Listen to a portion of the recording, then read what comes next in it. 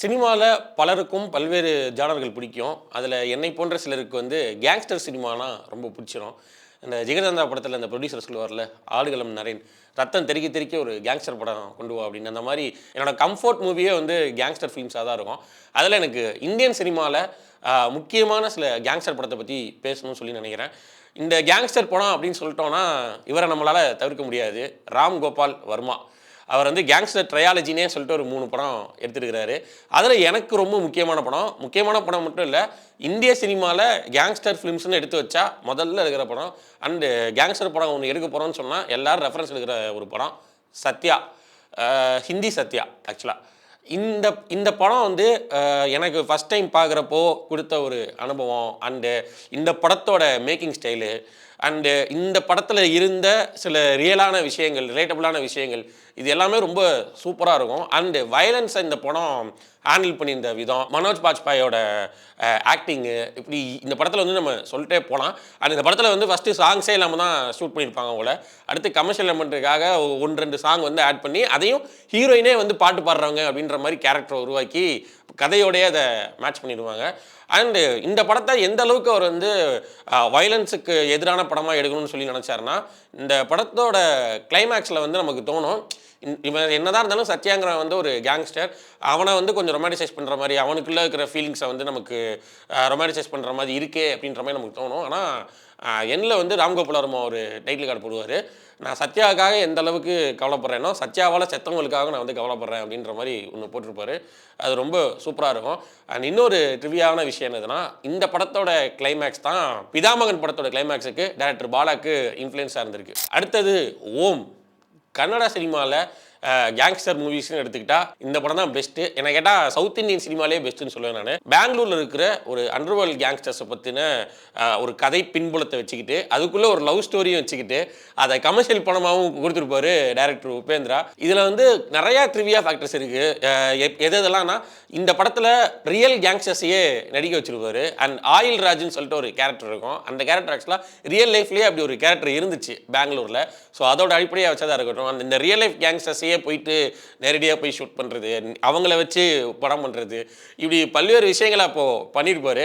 And இந்த படத்தில் வயலன்ஸ்லாம் வந்து ரொம்ப அப்பட்டமாக இருக்கும். மூஞ்சியில் வந்து புல்லட் பட்டு செதறதுன்னா அந்த மேக்கப் முதற்கண்டு அப்படியே இருக்கும். அது 90ஸ்ல இப்படி ஒரு ராவான படத்தை பார்க்குறது வந்து ரொம்ப சூப்பராக இருக்கும். ஆனால் எனக்கு இந்த படத்தோட கலர் பேலட் வந்து ரொம்ப பிடிக்கும். இப்போ போய் நீங்கள் போய் பார்த்தீங்கன்னாலும் அந்த கலர் பேலட் வந்து ஒரு எல்லோயிஷாக ஒரு டிண்ட் அடித்து போய் ஒரு கலர் பேலட் ஒன்று இருக்கும், சூப்பராக இருக்கும். அண்டு சிவராஜ்குமாரோட ஆக்டிங், இந்த படம் ஆரம்பித்து ஒரு ½ அன் ஹவர் கழிச்சு தான் அவரோட என்ட்ரியே இருக்கும். அந்த என்ட்ரி வந்து வேறு மாதிரி இருக்கும். கன்னட சினிமாவோட ஐகானிக் என்ட்ரி சீன் அது. அடுத்தது ஹிந்தி பேசியாச்சு, கன்னடம் பேசியாச்சு, அடுத்து மலையாளத்துலேருந்து ஒரு படம் சொல்லலான்னு தோணுச்சு. கம்மட்டி பாடம் அப்படின்னு ஒரு படம். ராஜீவ் ரவி அவர் தான் டேரக்டர். துல்கர் சல்மான், விநாயகன் இந்த ஜெயிலர்லாம் நடிச்சிருந்தார்ல, அவர் நடிச்சிருப்பார். அண்டு இந்த படம் வந்து எனக்கு சுப்பிரமணியபுரம் மாதிரி ஒரு படமாக இருக்கும். இந்த படம் மட்டும் இல்லை, எல்லா கேங்ஸ்டர்ஸ் படத்துக்கும் ஒரே ஒரு விதி தான். ஒரு மக்கள் ஒடுக்கப்பட்ட மக்களாக இருப்பாங்க, அவங்களுக்கு கவர்மெண்ட்லேருந்து எதுவுமே கிடைக்காது. அவங்கள வச்சு சில பேர் வந்து எக்ஸ்ப்ளாய்ட் பண்ண பார்ப்பாங்க இந்த சிஸ்டத்தில். அப்போது அவங்கலேருந்து ஒருத்தன் வந்து கேங்ஸ்டர் ஆனா, இல்லை அங்கேருந்து ஒரு ரவுடியோ ஒரு கேங்ஸ்டரோ முளைப்பான். ஸோ இதுதான் உலகளாவிய இருக்கிற எல்லா கேங்ஸ்டர் படங்களுக்குமான ஒரு காமன் ஃபேக்டரு.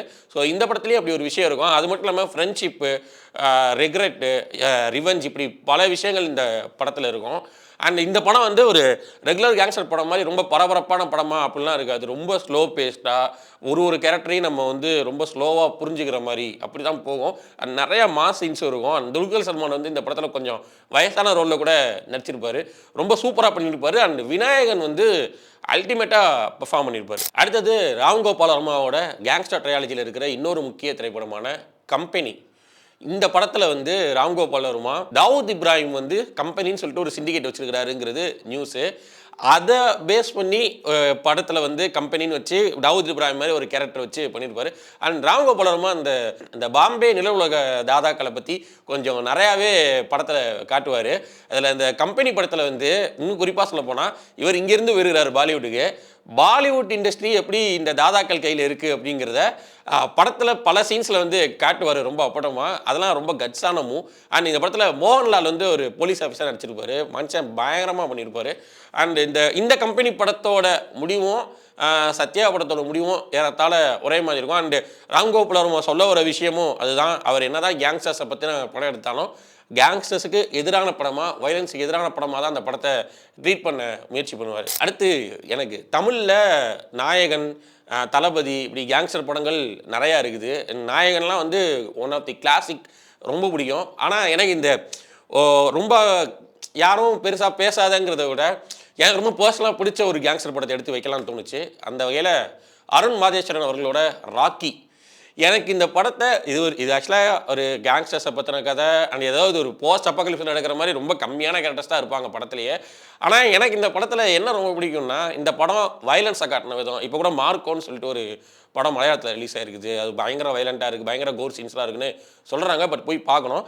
ஆனால் இந்த படத்தில் வயலன்ஸை காட்டின விதம் இருக்குதுல்ல, அதெல்லாம் ரொம்ப சூப்பராக இருக்கும். இன்னும் சொல்லப்போனால் ஒரு கமர்ஷியல் மாஸ் சீனுக்கு ஒரு ஹீரோவுக்கு பில்டப் டைலாக் எழுதணும்னா அதுக்கு என்னென்னமோ யோசிக்கிறாங்க. அவன் வந்தால் வந்து கடலை குடிச்சிருவான், மலையை தூக்கிடுவான்னு. இதில் வந்து சிம்பிளாக ஒரு விஷயம் இருக்கும்.